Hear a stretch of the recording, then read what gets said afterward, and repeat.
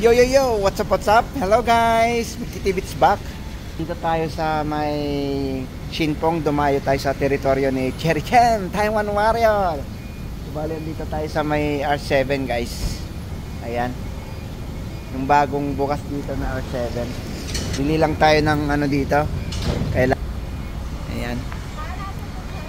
Pumasok na si YP sa loob, ayan. Ayan si YP. At hindi ko lang alam guys kung pwedeng mag-vlog dito sa loob. At ito malaki talaga to eh. Gusto ko yung kagaya rin sa akin. Sarap niya ni Koron.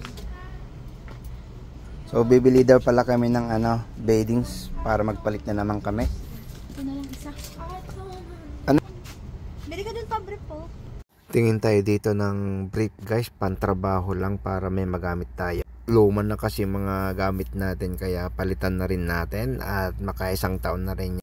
At bumili pala ako dito ng ano pang ano ng buhok, pang kulay. Ayan, nung nakuha ko binili namin ni YP para may pangkulay tayo ng buhok. So tingin-tingin lang po tayo dito, ikutin lang natin tong R7 na to. Grabe ang laki. Ito yung napuntang kong R7 na pinakamalaki guys sa lahat na branch nila.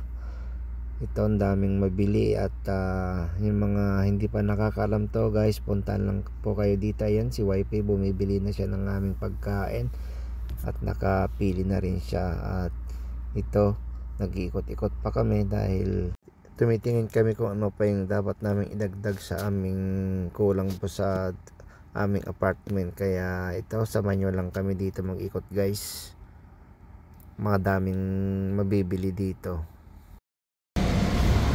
So yun guys, at madadaanan nyo dito sa ano, yung chip van na yon. Pag nandito kayo sa may Shinpong, ayan, chip van, puntan lang kayo ng chip van, yung mga hindi pa nakakaalam. Tapos yung harap nya doon lang yung may 7-Eleven, ay may, dyan may R7 na po yan. Yung mismong kanto dyan. So, diba? Ganda. Ha? Ayan o, tulips. Ligaw lang yan siya guys. I-zoom mo pa. Ganda diba? So yun guys, maraming salamat sa pagtambay nyo ulit. At Istanbul Pizza.